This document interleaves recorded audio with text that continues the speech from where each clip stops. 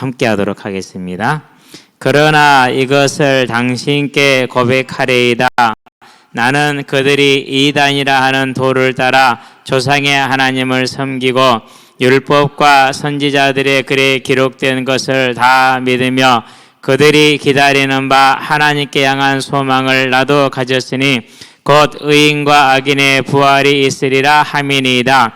이것으로 말미암아 나도 하나님과 사람에 대하여 항상 양심에 거리낌이 없기를 힘쓰나이다. 아멘. 의인과 악인의 부활이다. 예.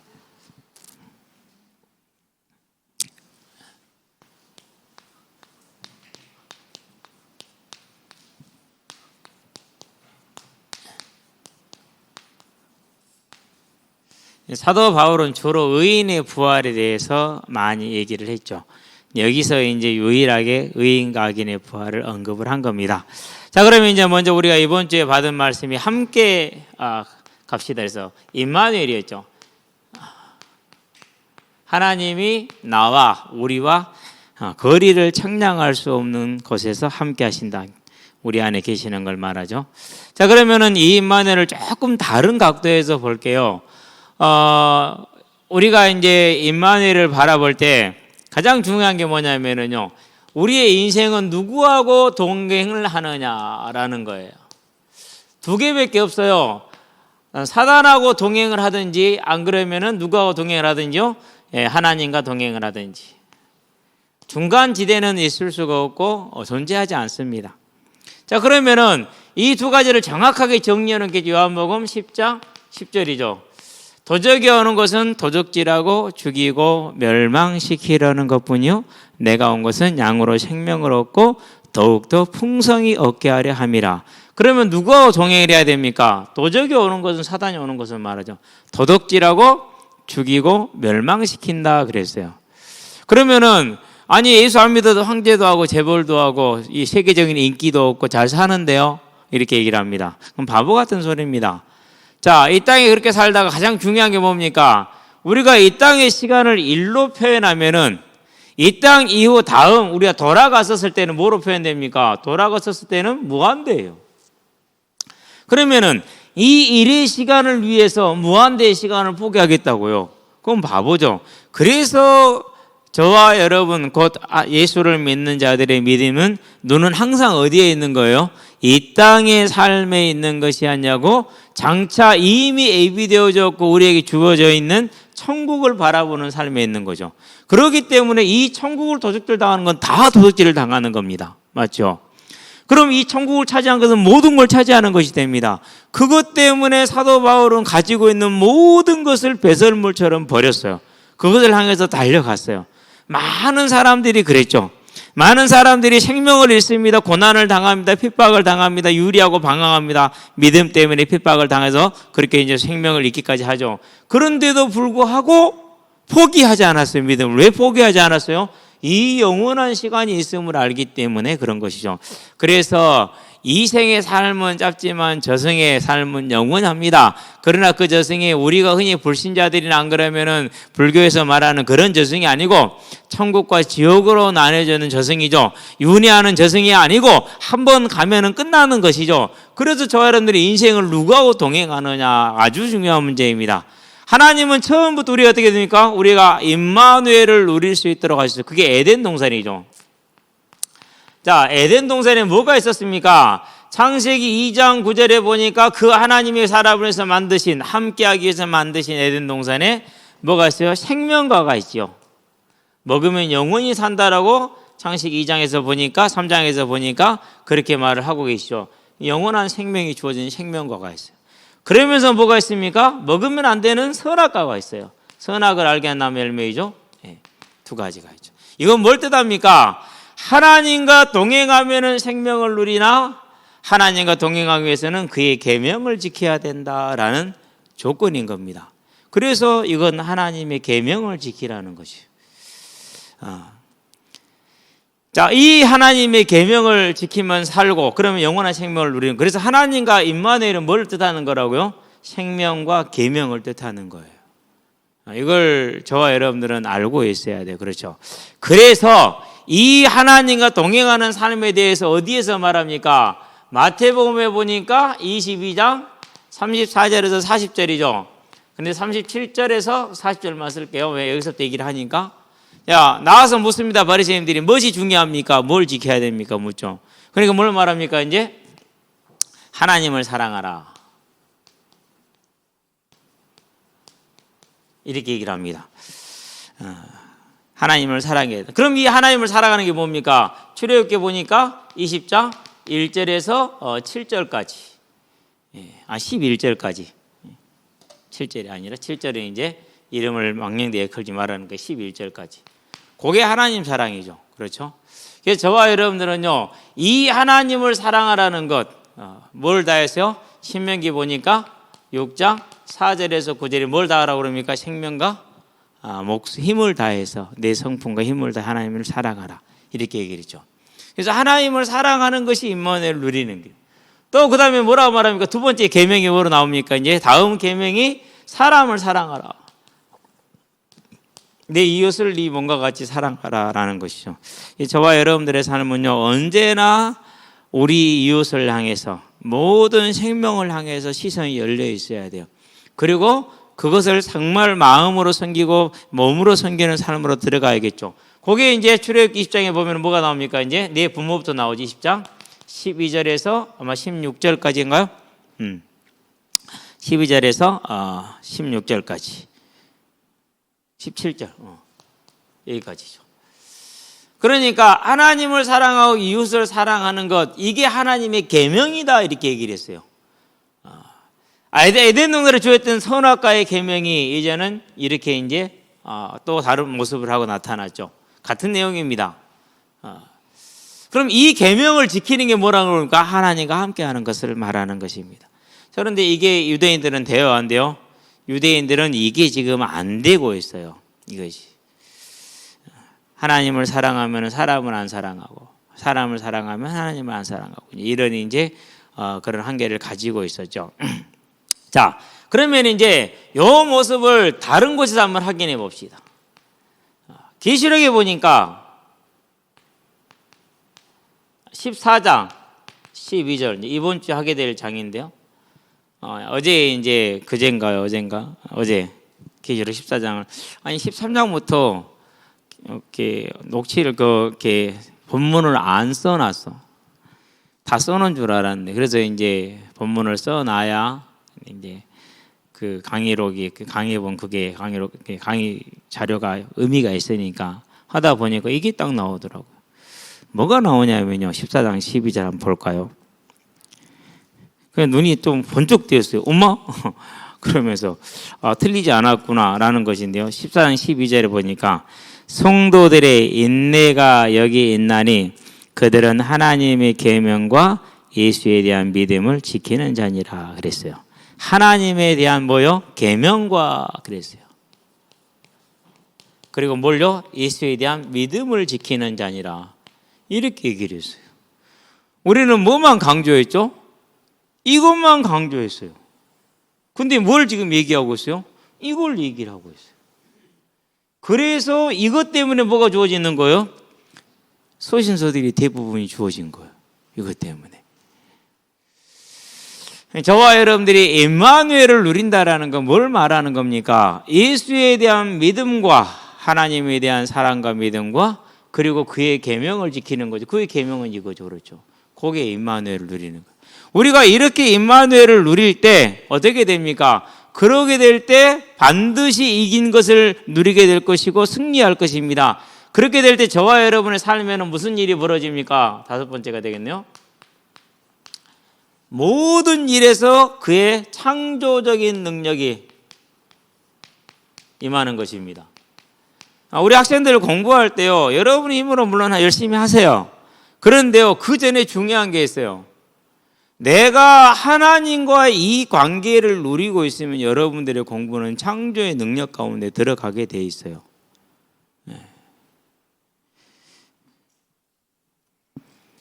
절대 기억해야 돼요.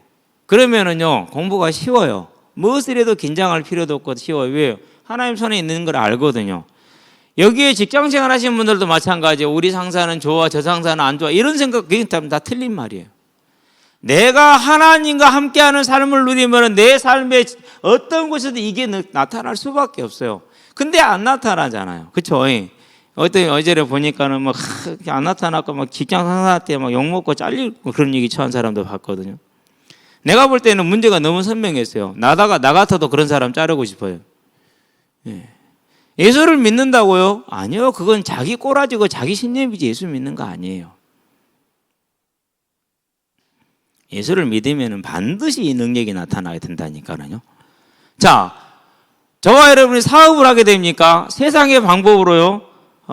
물론 그럴 수 있어요. 그런데 반드시 하나님과의 이 임마누엘을 누릴 때 내 사업에서 사람이 설명할 수 없는 창조의 능력을 누리게 되어 있어요. 그게 저와 여러분들이 절대 놓쳐서는 안 되는 비밀이에요, 이것이. 그래서요, 언제나 내가 하나님과 동행하는 삶을 항상 체크하는 것이죠. 그게 뭡니까? 그게 저와 여러분들 지금 하고 있는 하나님 앞에 예배에 승리하는 거예요. 요즘은 이제 뭐 인터넷 시대가 되었고, 뭐 인터넷으로 예배 드리고 다 하죠. 죄송합니다. 하나님이 받으실지는 모르겠습니다. 그건 내가 섬기는 것일 수도 있어요. 제 생각, 개인의 생각일지는 모르겠는데요. 이제 뭐 코로나 시대에서 이제 뭐 전부 다 막 그렇게 많이들 하더라고요. 물론 그럴 수 있어요. 그러는데 나중에 보게 될 겁니다. 절대 그게 아니라는 걸 보게 돼 있어요. 아니라는 걸. 저는 그렇게 생각을 해요. 자, 그런다면 뭐 하는 겁니까? 이 예배를 통해서 저와 여러분들은 언제나 지시를 받고 은혜를 받고 방향을 잡고 하나님께 영광을 돌리는 삶입니다. 가장 예배의 중요한 건 하나님께 영광을 돌리는 거죠. 그런데 뭡니까? 그분이 말씀의 지시를 받는 것이죠. 그런데 뭡니까? 성도 간의 교제가 있는 것이죠. 교제가 정말로 중요해요. 그렇죠. 이게 안 되면은 이제 많은 어려움이 따라오게 됐어요. 그런 다음에 뭐죠? 이제 저와 여러분들이 이 창조의 능력 가운데서 우리가 사는 방법이 뭡니까? 그게 기도입니다.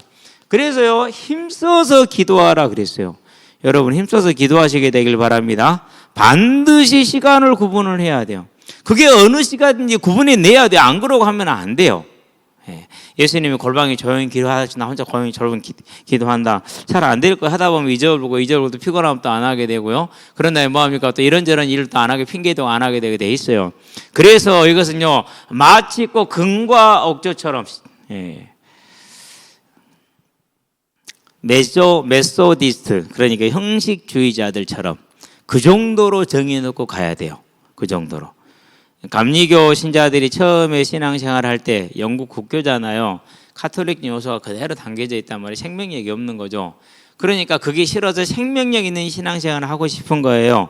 그래서 시간을 탁 정해놓고 내 하나님을 섬기는 것에 모든 하루 일과를 맞춘 거예요. 그것을 비아냥된 게 메소디스트라는 말이에요. 형식주의자들, 오늘날 감리교의 태동인 것이죠. 저는 그것이 좋다고 생각해요. 절대 틀리다고 생각하지 않아요. 공부도 마찬가지예요. 공부도요, 내가 정해놓은 룰대로 쭉 가는 거예요. 무엇 안에서요? 하나님의 삶 속에서. 그게 중요한 겁니다. 여러분 절대 기도 놓치지 마. 세 번째, 뭐 놓치면 안 되느냐? 죽었다 깨어나도 복음 전하는 현장 놓치면 안 돼요.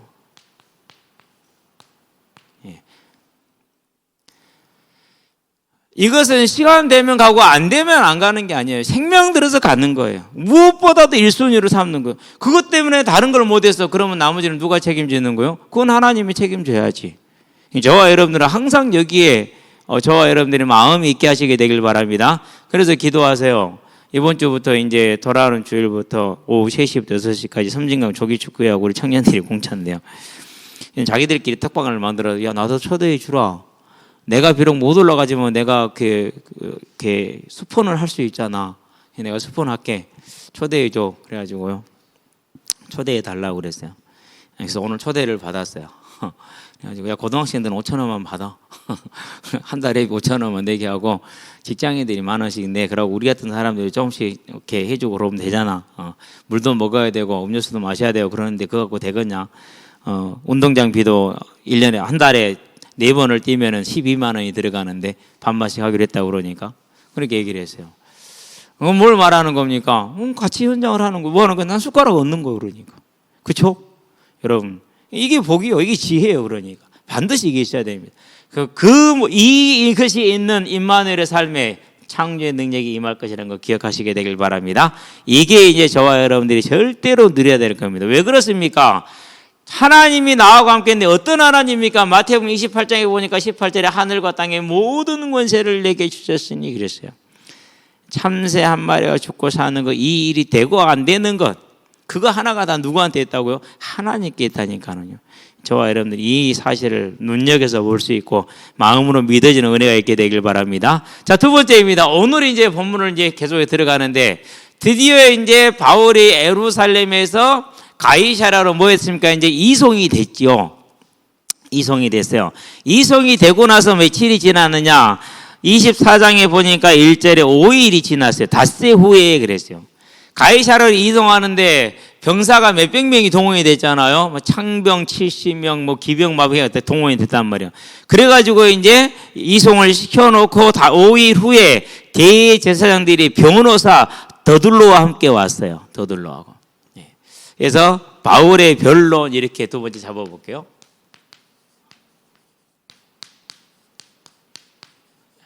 재미있는 내용이 참 많아요. 처음부터 차분하게 봅시다.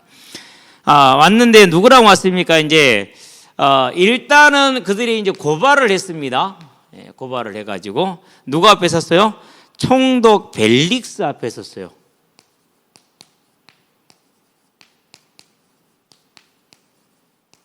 이 총독 벨릭스가 마지막 절을 볼까요? 이태가 지난 후 보르기오 베스터가 벨릭스의 소임을 이어받았으니 무슨 말이냐? 벨릭스가 소환을 당한 거예요. 소환을. 그럼 왜 소환을 당했느냐? 총독으로 있다 소환당하면은 교도소를 가든지 죽든지 그래요. 그냥 소환당하는 게 아니고 뭔가가 있어요. 그게 뭐냐면은요. 얼마나 웃긴 사람이냐? 일단은 도덕적으로 대단히 타락했어요. 총독의 권리를 이용을 해서 아주 문란한 삶을 지 멋대로 살았어요. 그러면은 그 문란한 삶을 살면은 그게 당하는 사람이 있어야 되잖아요. 그렇죠? 그러니까 대단히 악한 사람이. 도덕적으로 진짜 문제가 많아요. 거기다가 뭐냐냐? 도둑들을 충동질해갖고 이제 짜는 겁니다. 야, 너희들이 어느 지역을 약탈을 해? 군사 빼놓을 테니까. 그러고 약탈한 거 몇 대 몇으로 나누는 거야? 총독이 할 짓거리요? 총독이 그랬다니까요. 이런 사람이. 그런 다음에 가이사랴 지역에서 유대인하고 헬라인들의 주도권 다툼이, 그 지역에 대한 주도권 다툼이 일어날 때마다 유대인들을 학살했어요. 아주 잔인한 방법으로 학살했어요. 자기에게 반대되는 사람은 암살했어요. 그리고 오늘 보면은 저기 이제 몇 절에 나옵니까?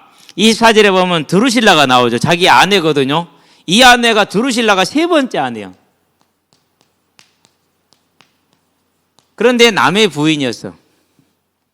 남의 부인을 자기 세 번째 부인으로 삼은 거예요. 이 여자도 웃긴 여자지. 집안이 땅짱해요. 밑에 보면 아그리빠 왕이 나옵니다. 그 아그리빠 왕의 딸이에요. 딸. 그래서 이제 현재 벨릭스는 두 번째 남편이에요. 그럼 전 남편이 사고가 당했냐? 아니요. 살아 있는데 쉽게 말해서 이제 부정한 일을 저지른 것이죠. 거기 세 번째 아내가 됐어요. 이런 일을 아무렇지도 않게 행했어요. 그렇게 악한 사람이요. 그래서 나중에 소환을 당해서 이제 처벌을 받게 될 위기였는데 벨릭스 형이 아주 힘을 많이 써가지고 겨우 처벌을 면하게 했어. 그런 악한 자라는 것을 기억을 하시고 그러고 이제 보는데, 자, 이런 악한 자를 해서 더둘로가 3절에서 뭐라고 말합니까? 벨릭스 각하여 우리가 당신을 힘입어 태평을 누리고 또 이 민족이 당신의 선견으로 말미암아 여러 가지로 개선된 것을 우리가 어느 모양으로나 어느 곳에서나 크게 감사하나이다. 이런 악한 사람을 향해서 그렇게 하고 있어. 뭐죠? 이제 아부하는 거죠. 그렇죠? 그러면 더둘로는 누구냐? 로마법에 밝은 사람의 변호사니까. 유대인 제사장들은 로마법에 그렇게 밝지 않은데 이 사람은 대단히 밝아요.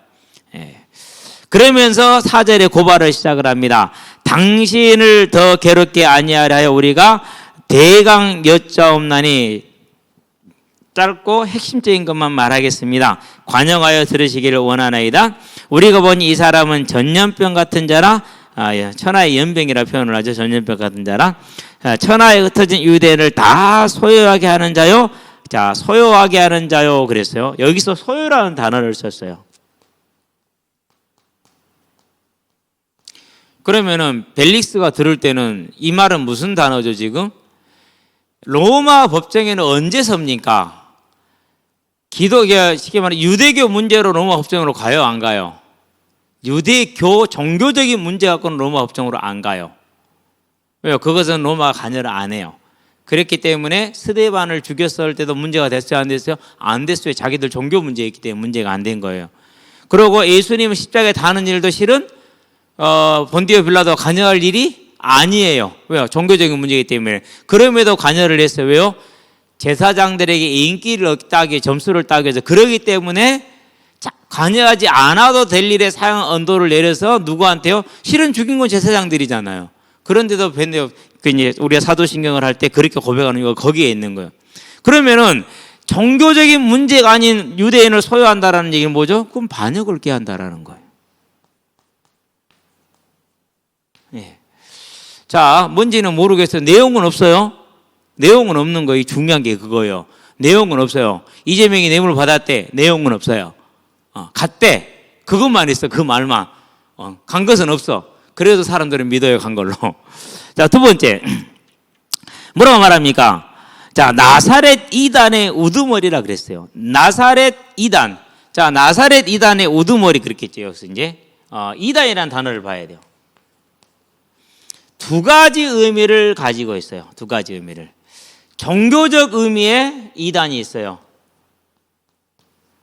정치적 의미에서는 이단이 아니고 뭐냐? 이것은 정치적 의미에서는 도당이에요. 도당. 무리들, 반역의 무리를 도당이라고 그러잖아요. 그걸 도당이 돼요. 자, 소요란 말을 썼어요. 그리고 이단이라는 단어를 썼어요. 그래서 공동 번역에서는 이단이라고 번역하지 않고 도당이라고 번역해서 잘했어요. 번역을. 그런 부분에 있어서는 공동 번역 성경이 훨씬 더 좋더라고. 잘해요. 정확하게 해요. 의미에 맞게끔 정확하게. 물론 단어는 이단이라는 단어가 맞긴 한데 요 의미, 로마 법정에서 이단은 도당이지 종교적인 걸 다룰 이유가 없다니까요. 그렇기 때문에 도당이 되는 게 맞아요. 예. 그렇게 얘기를 딱 하지요. 그러면서 뭐라고 그랬습니까? 자, 이단의 우두머리라 그러면은 종교적이면 지도자가 되겠죠. 그러는데 정치적인 뭐가 됩니까? 정치적이면은 우두머리가 아니라 우두머리가 되죠. 이제 지도자가 아니라 주동자가 되는 거죠. 그러니까 이렇게 두루뭉실하게 정치적인 고발을 했어요. 정치적인 고발을. 예. 그러니까 이제 그러고 나서 마지막 끝에다가 하나 넣습니다. 그게 뭘 넣습니까? 성전을 더럽게 하려 함으로 그렇게 얘기를 했어요. 그러면서 끝에다가 성전 문제를 딱 집어넣죠. 그런데 이것은 문제가 된다 안 된다? 전혀 문제가 안 되는. 이렇게 이제 고발을 하고 같이 간 유대인들도 거기에 대해서 뭐라고 그럽니까? 맞다라고 그렇게 얘기를 하죠. 그렇죠? 그가 또 성전을 더럽게 하려 함으로 우리가 잡아싸우니 당신이 친히 그를 신문하시면 우리가 고발한 이 모든 일을 아실 수 있나이다니 유대인들 뒤에 참가 이 말이 옳다 주장하니라 그렇게 됐어요. 자, 여기에 대한 바울의 이제 변론이 시작이 돼요. 중요해요. 그래서 저와 여러분들은요, 사람의 말을 들을 것이 아니고, 안 그러면은 유대인들처럼 자기들의 교리를 자기들의 전통을 따라갈 것이 아니고, 뭘 따라가야 됩니까? 말씀을 따라가야 돼요. 성경대로 보는 겁니다. 자, 바울이 변론을 시작합니다. 이제 후에 총독이 바울에게 머리로 표시하여, 말해. 이렇게 얘기를 했단 말이죠. 너 말해봐. 이렇게 하잖아요. 그렇죠? 그가 대답하되 당신이 여러 해 전부터 이 민족의 재판장된 것을 내가 알고 내 사건에 대하여 기꺼이 변명하나이다. 당신이 아실 수 있는 바와 같이 내가 예루살렘에 예배로 올라간 지 12일밖에 안 됐다 그랬어요. 12일. 그런데 7일 동안은 뭘 행했습니까? 성전에서 결례를 행했죠. 그러고 4일 동안은 구금대에 있다가 이쪽으로 이송된 기간이 4일이요. 그러니까 12일 중에서 7일은 결례를 행했고 4일은 구금대에 있었어요. 11일이잖아요. 그러니까 정치적인 뭘 도모할 시간이 있어요? 없어요? 우리 끕시다. 더워서 조는 사람이 생기네. 예. 외투를 하나씩 좀 벗으세요. 돌리면은. 예. 12일밖에 안 됐기 때문에 그중에서 7일은 결례를 행했고 4일은 구금되어 있었기 때문에 뭘 할 게 있어요? 없어요? 아무것도 없어요. 할 것이. 그렇죠? 그래서 12일밖에 안 됐다는 얘기를 지금 하는 겁니다. 안 되었고 그들은 내가 성전에서 누구와 변론하는 것이나 회당에서나 회당 또는 시중에서 무리를 소동하게 하는 것을 보지 못하였다. 소요를 일으키는 걸 봤다 뭐 일이 있다 없다? 소요를 일으킨 게 없다. 작당한 게 없다라는 겁니다. 지금. 자, 이제 나를 고발하는 모든 일에 대하여 그들이 능히 당신 앞에 내세울 것이 없나이다. 그 말은 뭘 말합니까? 종교적인 것은 여기서는 할 일이 없잖아요. 그렇죠? 그러니까 뭐예요? 정치적인 것이는. 그런데 정치적인 것이 있다 없다? 증거가 하나도 없다라는 겁니다. 이렇게 지금 얘기를 하는 겁니다. 그렇죠? 자, 14절입니다. 그러나 이것을 당신께 고백하리다. 오늘 우리가 본문을 읽은 것이죠. 이제 얘기하는 겁니다. 나는 그들이 이단이라 하는 도를 따라 들었습니다. 자, 유대인들이 뭐라 말합니까? 유대인들이 여기서는 이제 바울이 이단을 뭐로 쓴 겁니까? 종교적으로 쓴 거예요. 이제. 그러니까 이제 뭐가 되는 거죠? 이 사건은 전혀 공소권이 있어요, 없어요? 이제 없는 것이 지금 기각될 일이죠. 여기서 이단이라는 것은 이제 종교적인 거로 단어를 썼습니다. 그런데 이 이단을 뭐로 바꿔버립니까? 도다. 이단이라는 뭐죠? 예. 도를 따라. 호도스라는 단어입니다. 호도스. 이게 길이라고도 표현을 하죠. 바울은 유대인들이 고발했던 그 이단을 도로 바꿨어요. 근데 이 도가 뭐냐? 도를 따라서 조상의 하나님을 섬기기 위해서. 이 도가 뭐라고 그러니까? 하나님 섬기는 예배자라는 거죠.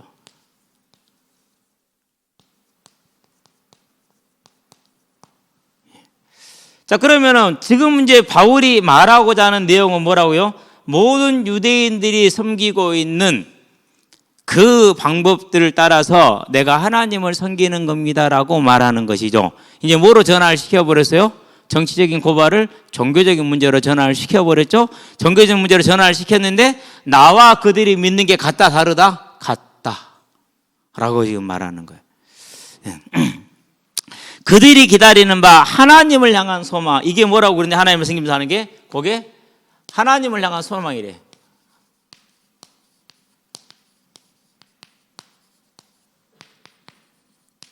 소망이 뭡니까? 믿음이잖아요. 히브리서 11장 1절 믿음은 바라는 것들의 실상. 이게 믿음이에요. 그러니까 유대인들이 하나님을 향해 가지고 있는 바램, 그 소망, 그게 뭐냐라는 것이죠. 그렇죠? 그걸 가지고 있어요. 그 소망 뭡니까? 을 나도 가졌으니 곧 의인과 악인의 뭐라고요?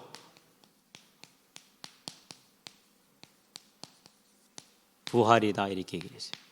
이게 유대인들이 뭐라고요? 믿음이라고요. 이게 유대교의 뭐라고요? 믿음의 본질이라고요. 그렇게 지금 변론을 하는 거예요. 정말 중요한 내용이죠. 그렇죠? 그러니까 지금 바울이 본인을 변론을 함에 있어서 자기가 한 것은 이거밖에 없습니다라고 얘기를 하는 거예요. 이거밖에 없습니다라고. 자, 그러면은 의인과 악인의 부활은 예수님 요한복음 5장에서 말씀하셨죠. 28절에서 29절에 말씀하셨어요.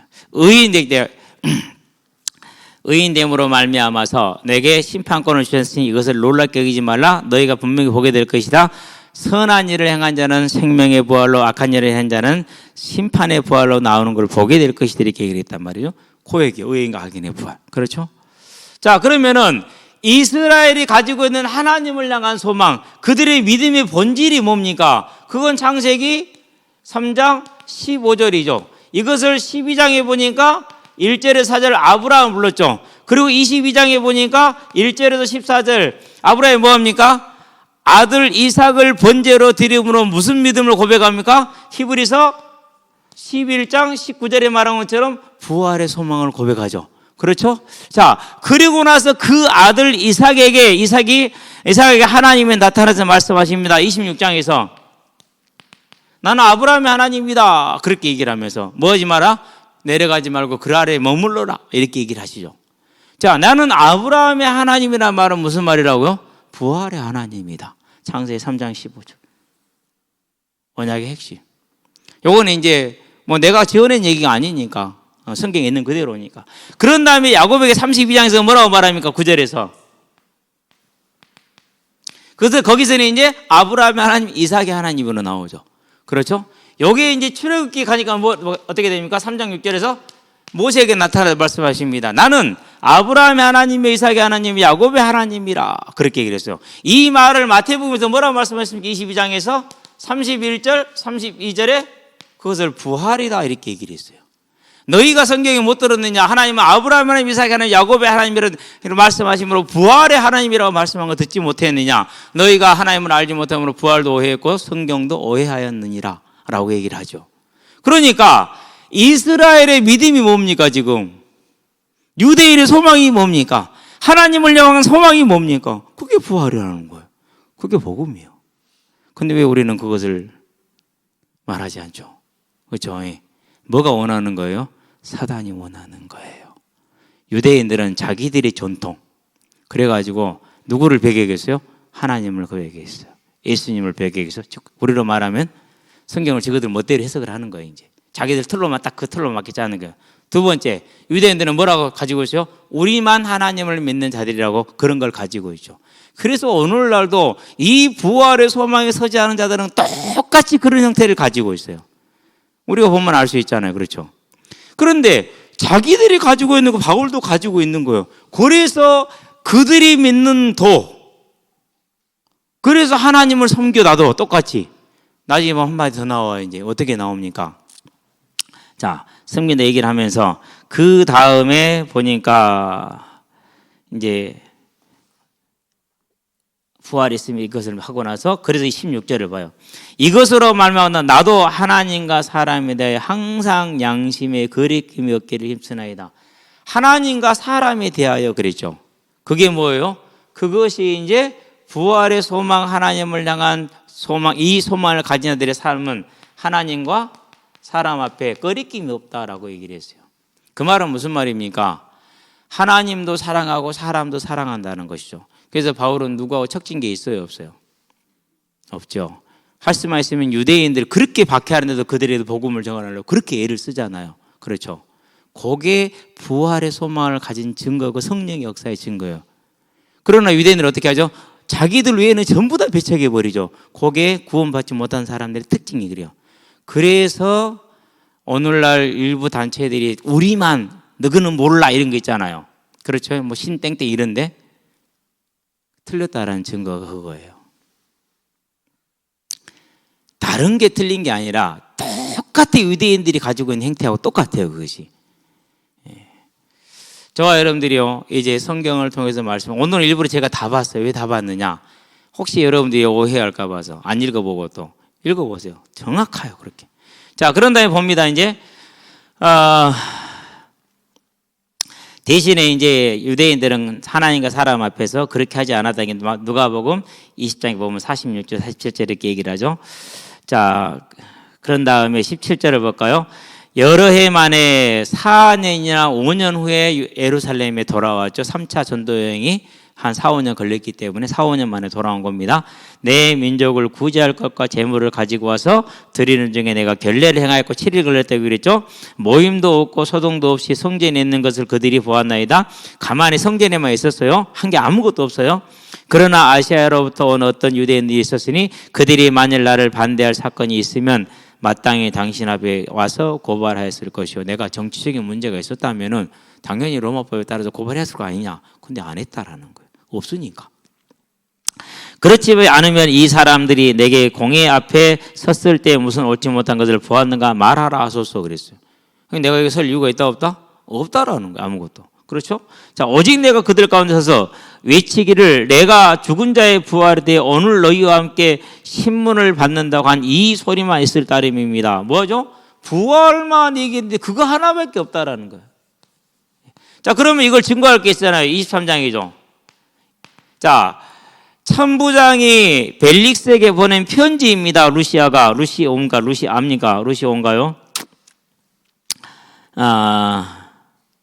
뭐라 보냈습니까? 29절에 보니까 고발하는 것이 그들의 율법 문제에 관한 것뿐이요 한 가지도 죽이거나 결박할 사유가 없습니다라고 얘기를 했어요. 이미 천부장이 자세히 조사해서 재판에 회부할 때 그렇게 올린 거예요. 그냥 결정은 누가 하니까? 결정은 총독이 해야 되니까. 그러니까 이거 외에는 23장 29절이죠. 이거 외에는 천부장도 뭐였어요? 이거밖에 문제가 없다라는 거예요 지금. 그렇다는 건 뭘 말합니까? 바울이 일생 동안 1차, 2차, 3차 선교여행을 하고 모든 사역에 있어서 우리가 보아온 것처럼 바울은 뭐 한 가지만 얘기했어요? 이거 한 가지만 얘기했어요. 왜? 이게 주제니까. 내 증인이 되리라고 부활의 증인. 사도행전 1장 8절 그리고 22절.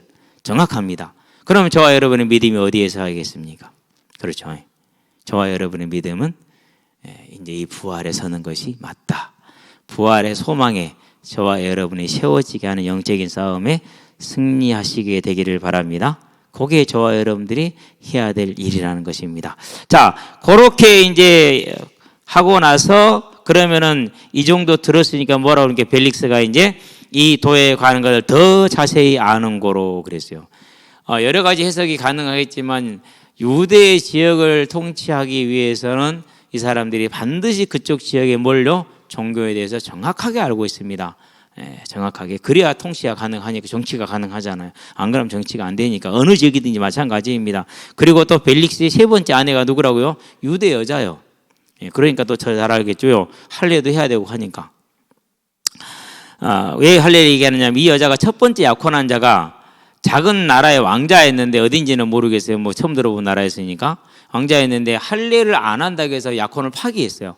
그러고 두 번째 결혼을 살다가 이 벨릭스가 나랑 결혼 살자 그렇게 그리러 온 거예요. 남편 버리고. 웃기지도 않아. 왜? 이 여자 집안이 워낙 짱짱하거든요. 그러니까 여자가 떠나가는 남자가 잡을 수가 있어요? 없어요? 잡을 수가 없어. 어떻게 해볼 수가 없는 거예요. 어쨌든 그랬어요. 나중에 뭐 이런 것은 이제 사도행전을 다시 하게 되면 다시 한번 얘기할 수 있으면 얘기할게요. 자, 그래서 이제 뭐라 그러니까 연기합니다. 연기할 이유가 없는데도 천부장 루시아가 내려오거든 너희를 처리하라 했는데 이미 천부장 루시아는 벌써 보고서를 다 썼어요. 천부장이 더 들을 게 없는 거죠. 그럼 잡아놓은 이유는 딱 하나밖에 없어요. 뭐밖에 없습니까? 이제 그 밑에 나옵니다. 뭐가 나옵니까? 수일에 벨릭스가 그 안에 유대자 드루실라와 함께 와서 바울을 불러 그리스도 예수 믿는 도를 듣거늘 바울이 의와 절제와 장차오는 심판을 얘기했어요. 왜 그랬는지 알겠죠 이제. 벨릭스가 어떤 사람인지를 생각을 하면은 이렇게 말할 수밖에 없는 거죠. 그러는데 이 의와 절제와 장차오는 심판을 관련해서 몇 절을 보면 됩니까? 16절. 이것으로 말미암아 나도 하나님과 사람에 대하여 결국 의와 절제와 심판은 뭘 전제로 한 거예요? 부활을 전제로 한 거예요. 부활을. 그래서 저와 여러분들이 복음을 가졌다 그러면 뭐가 있는 거예요? 당연히 삶이 심판 때의 설거를 봐야 돼요. 의와 절제의 그런 삶을 살 수밖에 없는 것이죠. 그렇게 저와 여러분들은 오늘 살 때 의와 절제의 삶을 살게 되길 바랍니다. 왜 그렇습니까? 당연합니다. 데살로니가 전서에 보니까 4장에서 3절에서 8절에 뭐라고 말합니까? 너희를 향한 하나님의 뜻은 이것이니 너희의 거룩함이라 이렇게 얘기를 했어요. 의와 절제의 정결한 삶을 요구하시는 겁니다. 그걸 뭐라고 그런다고요? 그걸 증인이라고 그런다고 얘기를 했어요. 자, 이렇게 해서 저와 여러분들은 이제 24장 벨릭스 총독 앞에서의 바울의 변론을 보았습니다. 25장에서는 뭐가 나옵니까? 이제 베스도와 아그리빠 왕에게 이제 시작을 하게 됩니다. 거기서도 더 자세하게 요 이야기를 하게 됩니다.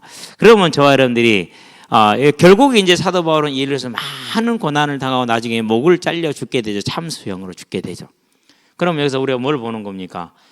그 모든 것 학문으로도 모자람이 없고 최고의 학부를 가지다 졸업을 했고 그런 다음에 집안도 부자이고 로마 시민권을 가졌고 그리고 유대인으로서는 최고의 파인 바리새에 속해서 그것도 리더이고 아무것도 세상적으로 모자란 게 없는 사람이에요. 그런데 그 모든 걸 버렸어요. 뭐 하나 때문에요? 부활과 그날에 주어질 상급을 알았기 때문에. 이게 저와 여러분의 오늘의 삶에 되게 하시게 되길 바랍니다. 이거예요. 그러면 질문해야 돼요. 무슨 질문을 합니까?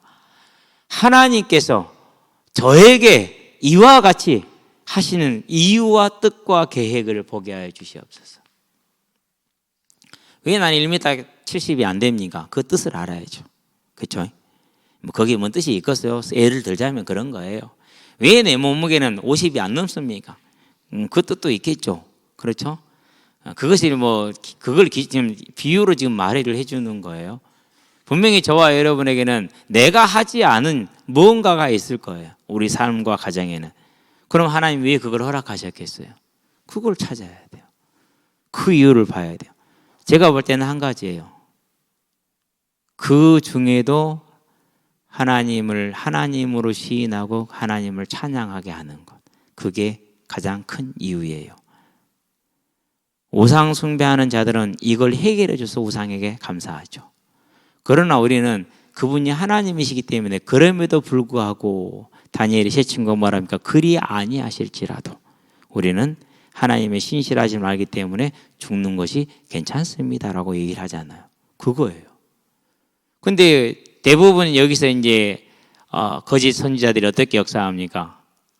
고쳐줄게, 치료해줄게, 해결해줄게, 이런 식으로 역사를 하죠.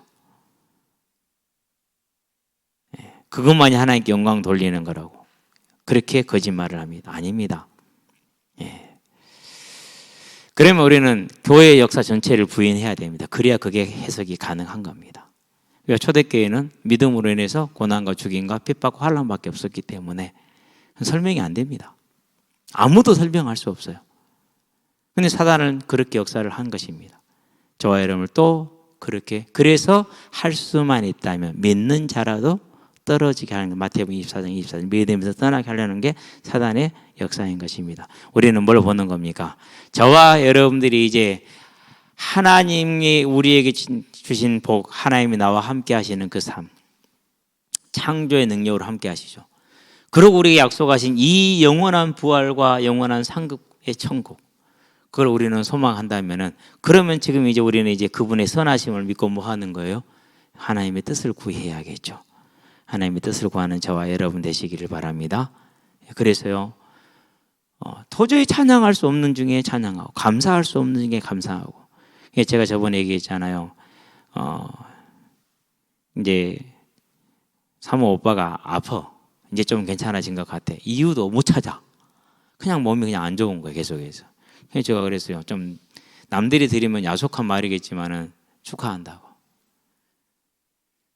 육신적인 조건으로는 하나님께 찬양하며 감사할 수 있는 게 아무것도 없잖아요. 그런데 그 고난 중에 하나님을 높이며 찬양할 수 있는 특별한 기회를 허락받은 것을, 그 믿음이 크고 아름다운 것을 축하한다고 그랬어요. 요즘 말하는 보통 사람들이 생각하고 있는 축하의 개념하고는 다르죠. 근데 저는 진짜로 그렇게 봤어요. 사실이고요. 저와 여러분들 이제는요, 오직 이 하나님을 바라보는 그 믿음에 서고, 돌아오는 주일이 추수감사주일입니다. 무엇을 감사할 것인지를 볼 수 있는 믿음의 눈을 여시게 되길 바랍니다. 그러면 이 땅에 저와 여러분의 삶이 어떻게 돼요? 달라지는 겁니다. 달라지시기를. 그러면 그 달라진 삶이 뭐 하는 겁니까? 더 좋은 부활을 예비하는 건 당연한 거죠. 그 모든 삶이. 그걸 가르쳐서 뭐라고 그럽니까? 복 있는 자는 시편 1편에 말하죠. 그렇죠? 저와 여러분들은 복 있는 자임을 알고 그 믿음의 대열에 든든히 서게 되길 바랍니다. 기도합시다. 살아계신 아버지 하나님, 하나님은 우리를 사랑하셔서 사망으로 죽은 우리를 살리시고자 아들을 내어주시고, 그 아들을 믿게 하셔서 우리를 그 사망에 건지셔서 생명의 부활에 들어오게 하신 것을 감사를 드립니다. 이제 이 생명에 대한 부활의 소망을 가지고 초대교회 모든 믿음의 선진들이 그래했던 것처럼, 이제까지 모든 믿음의 선진들이 그래했던 것처럼, 특별히 오늘 본문에 나오는 바울이 어떠한 고난 가운데서는 모든 세상적인 좋은 것을 다 내려놓고 이 부활의 소망을 향해서 달려나갔던 것처럼, 우리의 삶이 또한 그 부활의 소망에 세워지며 어떤 형편과 사장에서 이 부활의 소망 속에서 하나님을 감사하며 찬양할 수 있는 예배자의 삶으로 승리할 수 있도록, 증인으로 승리할 수 있도록 주님 우리를 붙드시고 인도해 주시기를 그리스도신 예수의 이름으로 기도합니다. 아멘.